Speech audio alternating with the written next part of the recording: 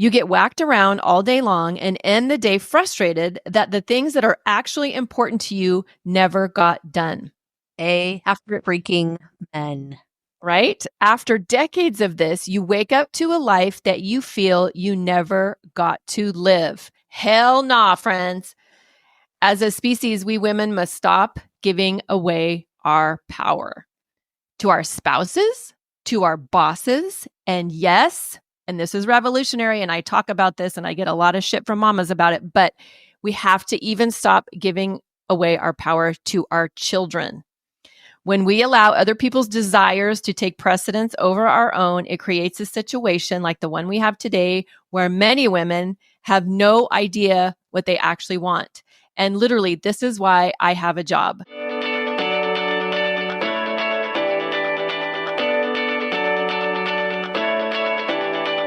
Welcome to Drinks with the Girls. Conversations for women over 40 around connection, change, and the power of female friendship. Living well with stories to tell. I'm Karen, and this is Lisa. We are moms and solopreneurs stepping into our own, diving into real conversations about things that matter to women in midlife. We're here to spill the tea on everything that affects women in their 40s and beyond. Topics like loss and grief, changing relationships, launching kids, menopause, and reinventing ourselves in midlife. We are here to tackle it all. Connect with us through a blend of our lived experiences, our friendship, the memory of our moms, plus a collection of real stories, honest conversations, and engaging interviews that will make women over 40 feel seen and remind them that they're not alone on this journey called life. Let's go. Welcome back to another episode of Drinks with the Girls, where we dive deep into topics that matter to women over 40. I'm Lisa. And I am Karen. And today we are tackling an exciting and empowering book by Rachel Rodgers called We Should All Be Millionaires. Honestly, I love this book and I cannot wait to share our thoughts. I love this book so much. In fact, I have given it as gifts to women I love. Yep. This is our first book club episode. This is a little experiment. So if you guys like this, we'll do more. And if you have ideas for books you want us to read and talk about in the virtual book club, as it were, send us a message. We love hearing from you guys. I just finished this book and I am super pumped to talk about it because I feel like she has some seriously revolutionary ideas and it's gotten me thinking. So I'm excited to break this down. But before we really get going, I am drinking a Waterloo sparkling water seltzer, summer berry. I am kind of addicted to this brand. Y'all know I love my orange vanilla, but yeah, with some ice, it's very crisp and refreshing. How about you, my dear Karen? We're on the same wavelength. I am drinking a Spindrift sparkling water, and it is blood orange tangerine. I like Spindrift too. That's my other favorite. We're the sparkling water queens. Yes, we are.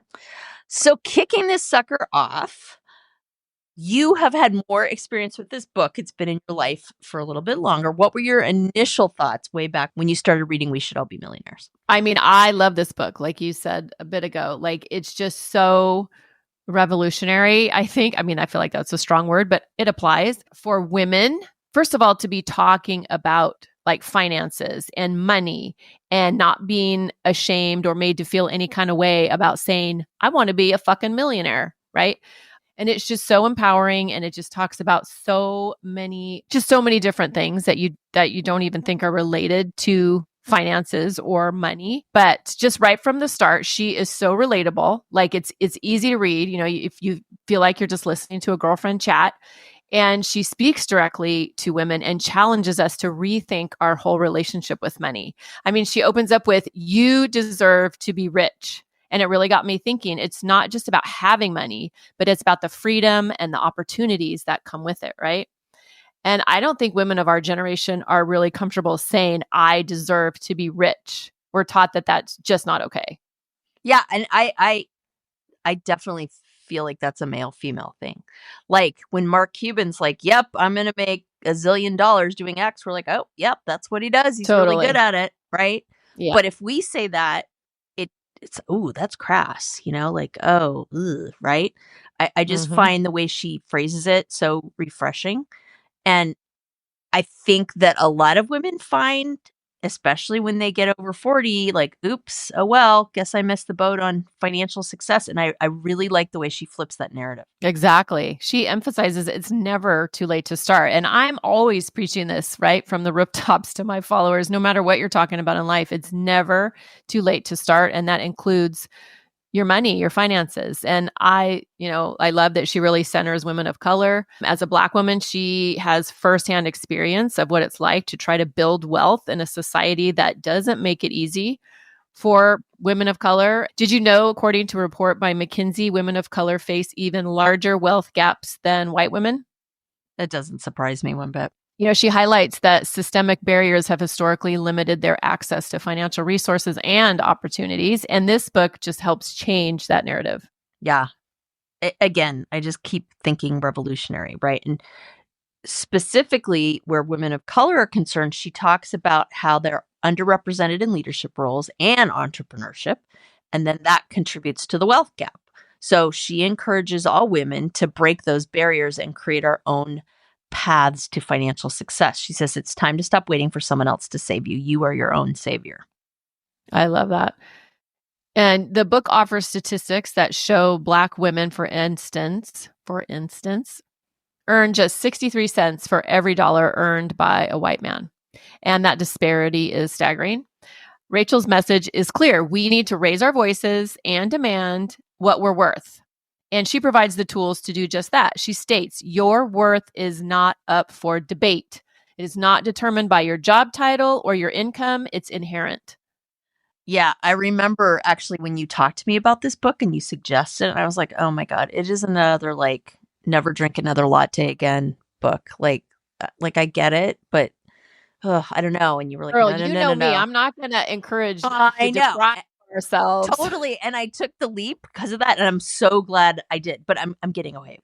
I'm getting ahead of myself here. So it is inspiring to think about how much potential is locked away because of these systemic issues. So Rachel's call to action is about empowerment and collective success.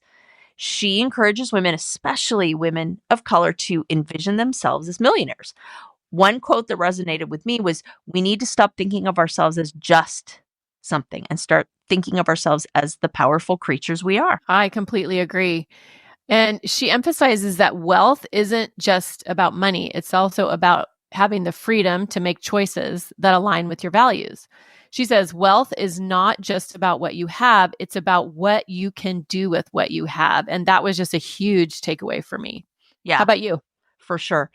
Honestly, the way she defines it and the way I think of it, I've come to think of it at least, is that wealth allows us to pursue our passions, whether it's starting a new business, traveling, or simply enjoying life more fully. So Rachel's anecdotes and experiences throughout the book make it feel so accessible. She also mentions money is simply a tool to help you create the life you want. And she takes you on that journey too, right? Like she talks about how she started out and different kinds of things. It's really relatable, I think. Yeah, this book made me feel like it's okay to say, I want more, right? And I want all women. That's why I give this book as gifts, because I want all women to give themselves permission. Here, Rachel Rodgers is giving you permission to say, I want more. And it's, like we've said already, it's about the freedom that money affords us. It's not necessarily about the dollar amount, but it's about what we can do with that. And Rachel shares her own journey, which is super inspiring. It's a reminder too that every path is different, and that's okay. We don't have to fit into a mold. We can create our own versions of success. And one of my favorite quotes from the book is, you are not too old to pursue your dreams. You are just getting started. And this is music to my ears. Yeah, absolutely. And we've talked about that. Again, we keep going back to this, but our literally two most downloaded episodes are the first episode, the introduction, but also then aging disgracefully, right? And this idea that you don't have to think you're too old to start. Another one of the reasons I love this book is that she gives you some practical exercises, right? So let's talk about some of the important exercises from We Should All Be Millionaires that we can pass on to our listeners. Great idea. I would say the first one is to identify your money mindset. And not everybody realizes they have a money mindset. And this can really affect what you do and how you earn and how you spend your money. But reflect on your beliefs about money and wealth.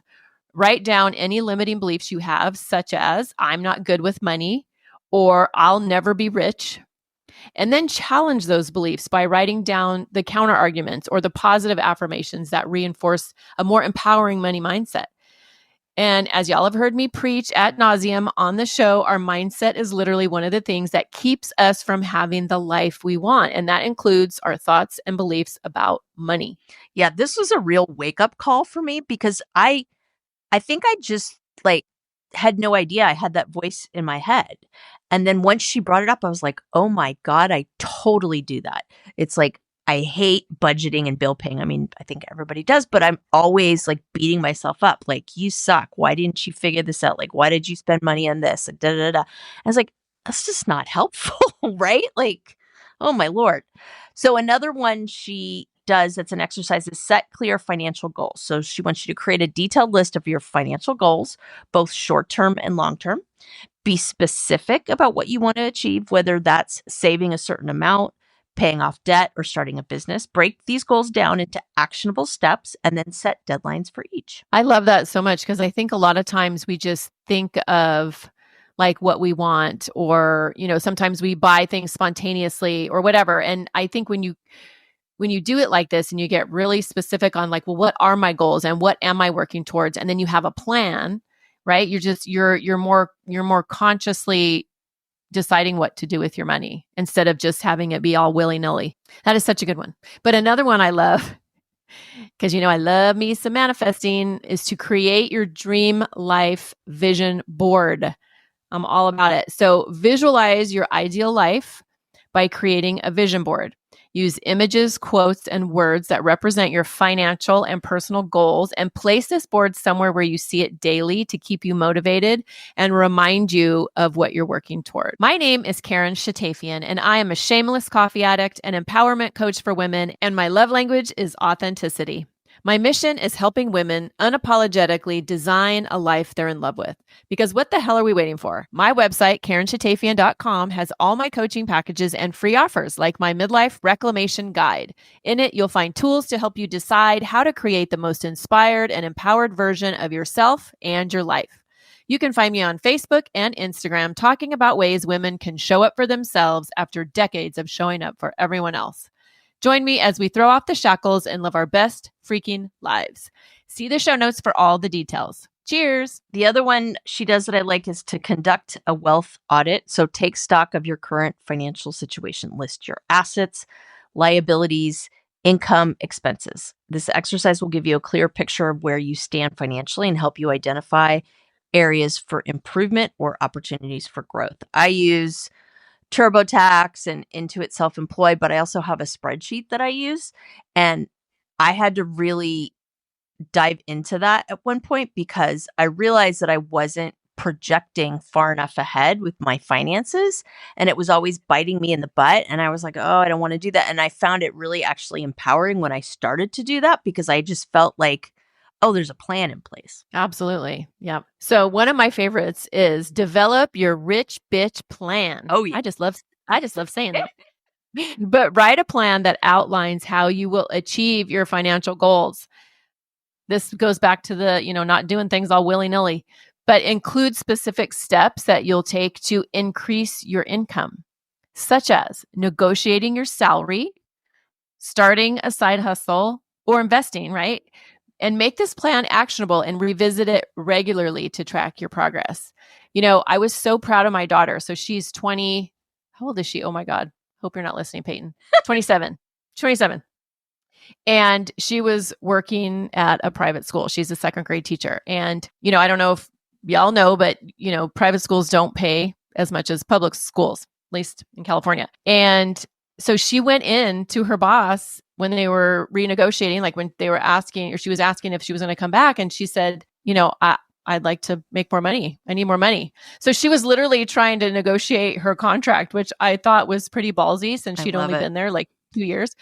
But I just think, and my daughter-in-law did the same thing with her company. She negotiated her salary and got more money. So I just think my daughter did not, because, a school only only has so much. But I was just super proud of her for doing it. And then she actually ended up leaving, and now she's kind of pivoting and doing some things, in a different direction. But I just love that these young women just had this idea to ask for what they're worth, to ask for more.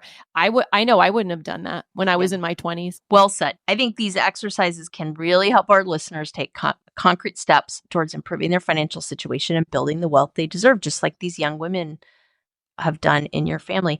And if it feels overwhelming, just pick one exercise to start. I think it can feel overwhelming, like looking at your money, yeah, it can feel overwhelming. And like you said, sometimes we beat ourselves up in terms of what we see. But yeah, just pick one exercise. And there's more that we didn't even go into. Like the book is pretty robust with things you can do, with action steps. But yeah, just pick one to start. Yeah. So what was your favorite part of the book? Like your favorite section or whatever? So I kind of talked about the whole like lattes thing, right? And I have never heard it expressed this way, and it's made so much sense to me. So she talks a lot about like, okay, typical kind of wealth building systems or books or people are going to say, cut out the lattes, like don't go to the movies, like pull back, economize, da da da. And she's like, I'm not telling you not to do that. She said, but at the end of the day, let's add it up, right? Like, let's say you do X, Y, and Z. That's going to save you this much money a month. She's like, that is not going to get you into that millionaire place. Just giving up the lattes, right? And what really, really smacked me over the head is this chapter she does on hiring a personal assistant, right? And she really, what I love is the way she kind of talks about things is she just puts it out there, right? And she's just like, I know what you're thinking. You're thinking this bitch is crazy. Like, I can't afford a personal assistant. Like, bleh. And then she lays it all out, right? And she's like, okay, fine. What if you started like 3 hours a week? And she's like, hear me out. What if you delegated all this crap that you're stuck doing, right? Like making the dentist appointment and like picking up the dry cleaning and like picking up your kids' soccer shoes or like, selecting groceries for the week or any number of all these tasks that just like can suck the life out of you, right? Like meal planning, hello, all that stuff. She started out for her, I believe the first thing she kind of invested in is having someone to come in and cook one night a week, right? But her point is just like, you need to outsource some of this stuff. Yeah. Because if you aren't sucked in by all these like pedantic, like day after day tasks and the never ending to-do list, that gives your brain more time to do what it does best, which is come up with fantastic ideas and execute them. She's like, what if instead of spending your brain energy on like, oh, how many things can I get done today and I won't have my latte? What if somebody else did that for you and you had that time and space and brain power to think about how you could make your next $10,000? And that that has blown my mind. And imagine like all the mindset work that you have to do in order to give yourself permission to hire a freaking assistant to help you do things that society and the patriarchy are going to tell you, especially if you're a mother, that you need to be doing these things. Yeah, like what's wrong with you if you don't do those things? I actually took a page out of her book. We're trying to interview for some caregivers for my dad, and he's a little resistant to that idea, so to speak.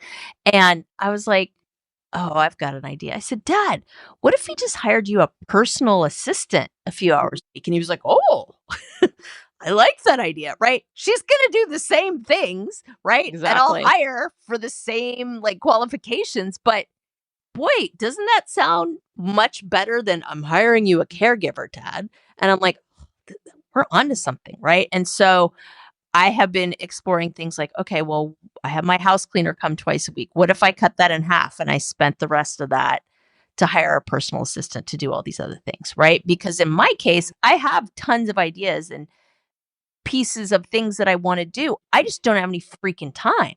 And so to me, they always say time is money, right? If I have the ability and the freedom to execute on those ideas, that's what's really going to give me financial security, not never going to Starbucks again. Like, they ain't going to do shit.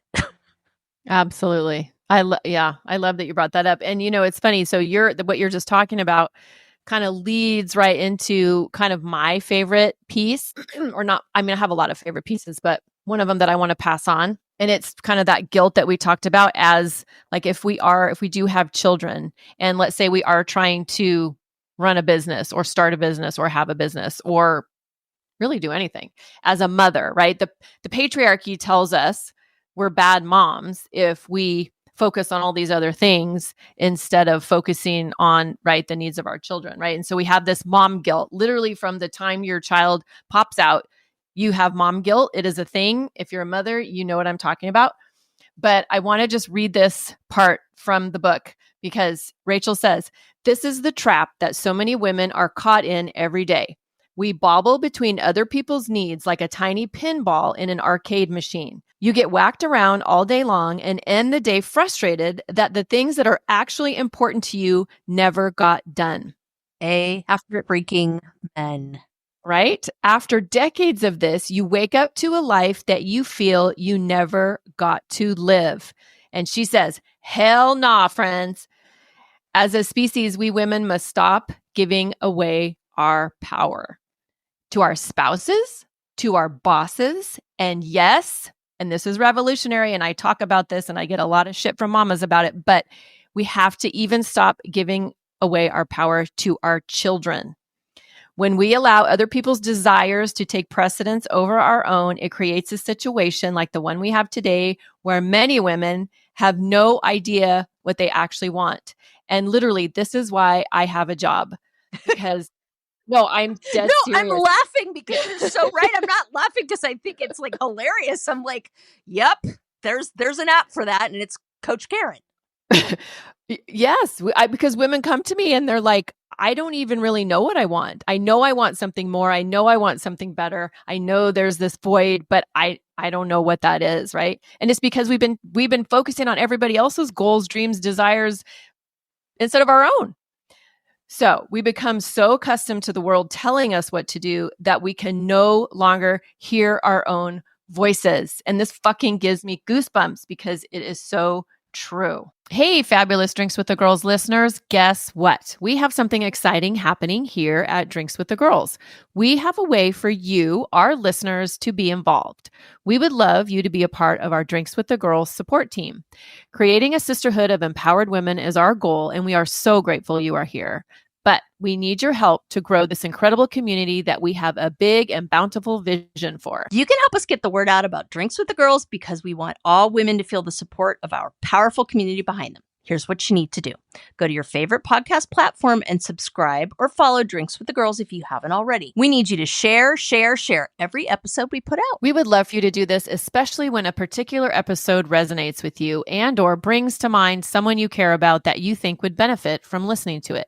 Share with a girlfriend via text, share to your email newsletter, share on your socials, share from the rooftop. Every share is a chance for all women around the world to feel connected and supported by our Drinks with the Girls sisterhood. The other thing you can do is officially join our Pod Squad email list. That will help you in two ways. First off, every time a new episode drops, you'll get an email with info on the topic, so it reminds you to tune in and listen with an easy-to-follow link. But it's also an easy format to hit forward on and share with some of your favorite people so they can easily access the newest episode. That link is always included in our show notes for you. We are so excited to have you as part of the Drinks with the Girls Pod Squad support team. We are all in this together. Cheers. Cheers. Yep, absolutely. Mic drop to that. I got all heated on that one. I'm all sweaty now.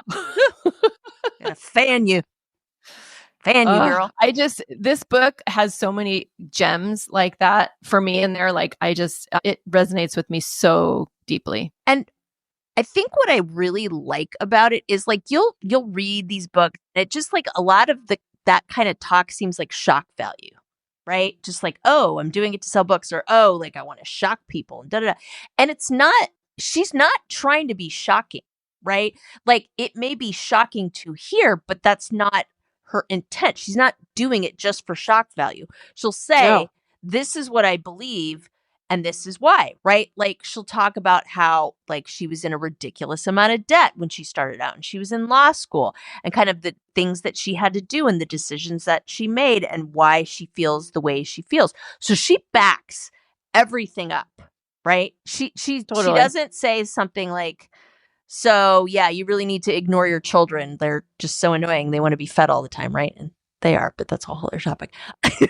But Well, I mean, there's a balance, right? yeah, Like exactly.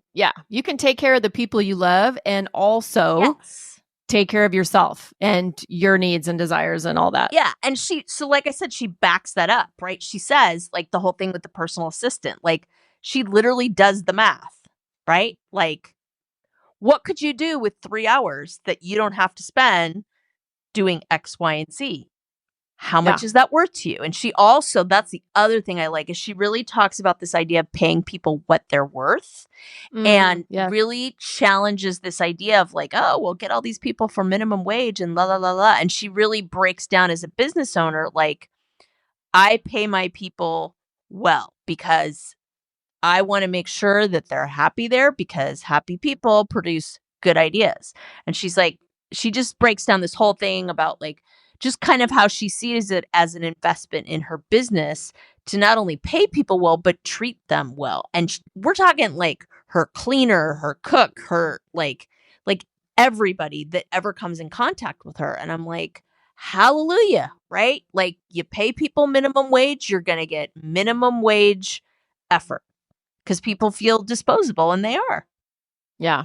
But I think Absolutely. there's this like lack mindset, right? And I know I get it, right? A lot of small businesses are struggling right now and they're just like, oh, we can't pay higher wages. And I understand that. I like the way she breaks it down. So I would encourage people not to kind of go unconscious over that and just come with an open mind and read how she does it because it really is, it's pretty ingenious. Agreed. And a lot of this is directed at women of color because I mean paving the way for women of color to have wealth and to have generational wealth, like that is the ultimate goal.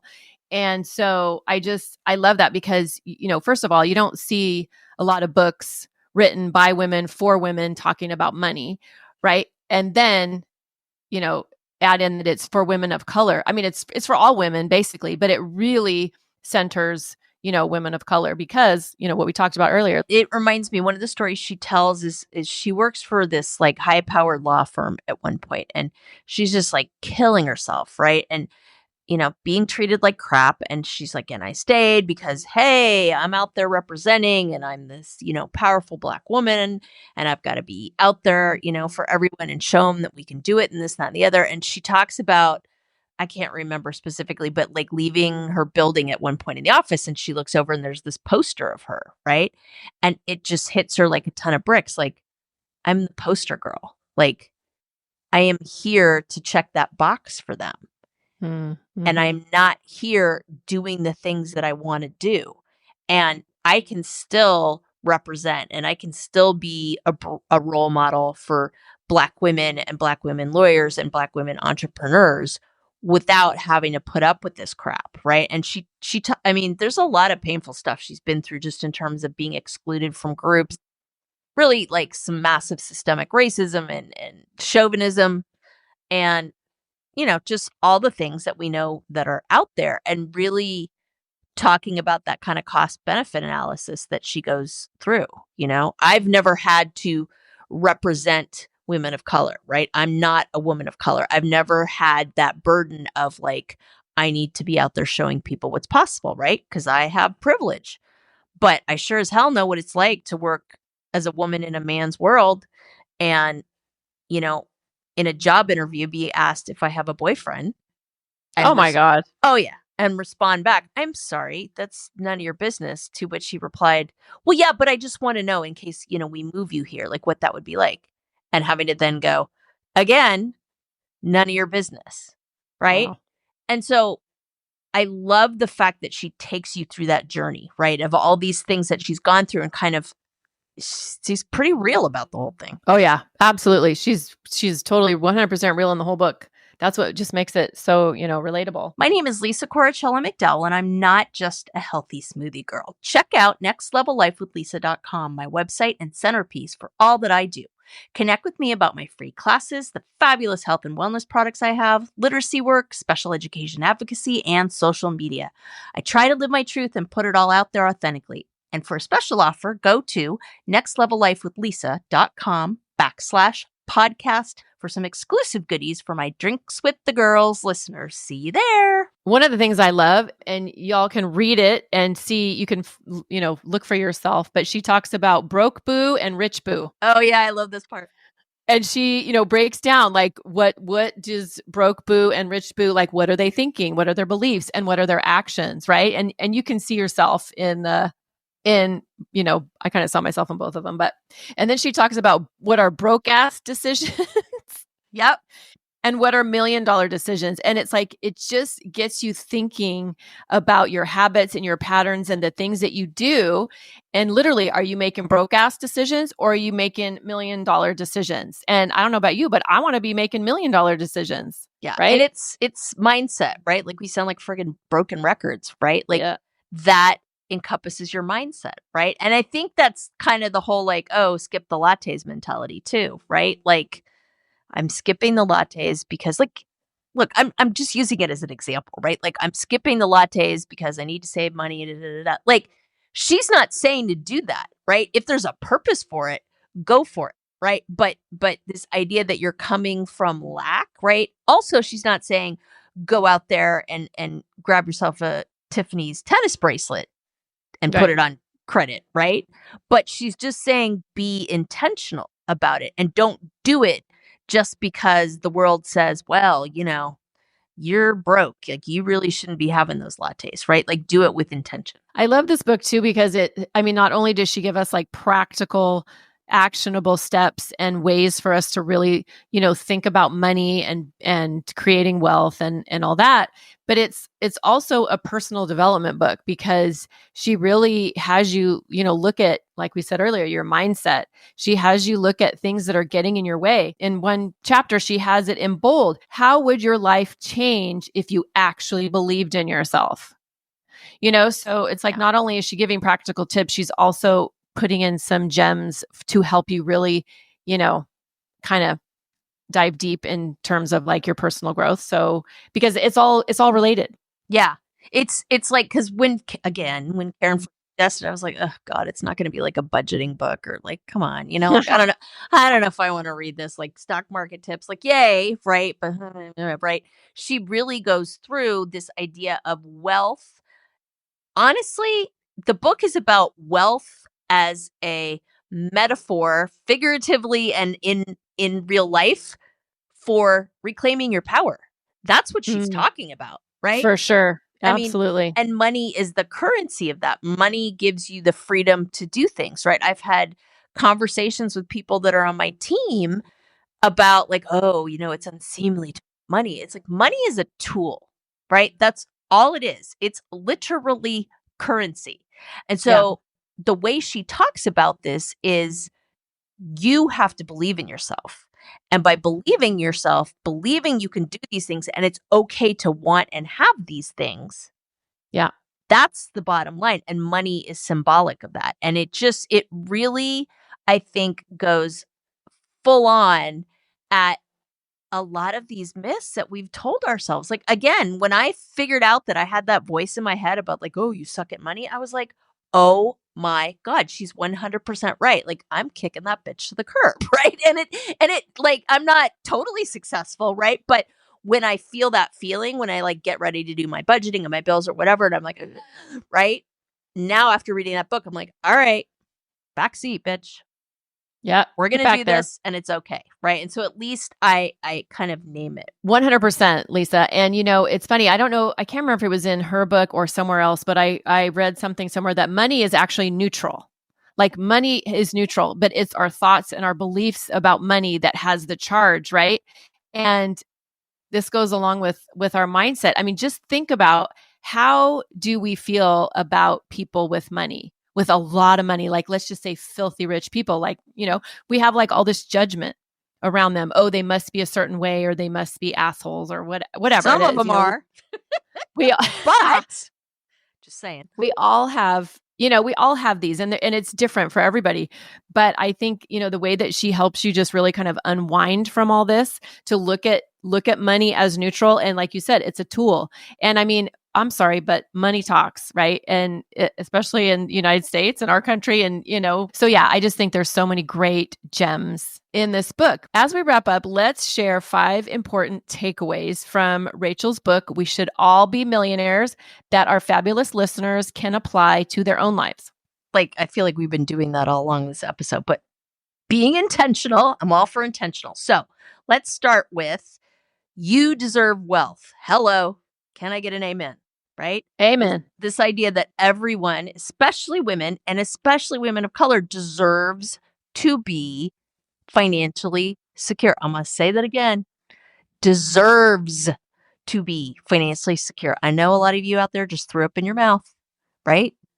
I get it, right? But that's exactly what she's saying, right? Is hell yeah. You need to be okay with that, right? It's time to embrace that belief. And I think, you know what, if you have a hard time with that, then write it in your journal. Write it 10 times. And she's back. 20 times. But literally, I mean, you have to, especially with these thoughts and beliefs, that are so like cringy to us. It's like, if we want to change it, we have to like kind of trick our brain. So, and the way that we do that is literally by repeating it and, getting it to kind of stick in there. But I think also building wealth is no longer just a white man's world. So I think something else that our listeners can take away, and we've kind of talked about this a little bit, but set clear goals. Define, what does financial success look like for you? Because it's going to be different for all of us. But then break those goals down into actionable steps. And then visualize them. Visualize you taking those steps. Visualize you reaching your goal, right? And get support if you need it. Talk to an accountant, talk to a financial planner. You don't have to have millions of dollars to hire someone to help you manage and build your money. Yeah. And this next one I really love because it's applicable in a lot of ways. She talks about building your wealth squad. And the idea is that you're surrounding yourself with supportive people who uplift you and share similar ambitions. Hello, it's what we talk about here, like community, a community of supportive women. We always talk about that. And you guys know community is vital. That's a big reason of why we do what we do. Exactly. I mean, you want to be around other women who share these goals and are not afraid to say, I want to be a millionaire. It reminds me of that show. Yep.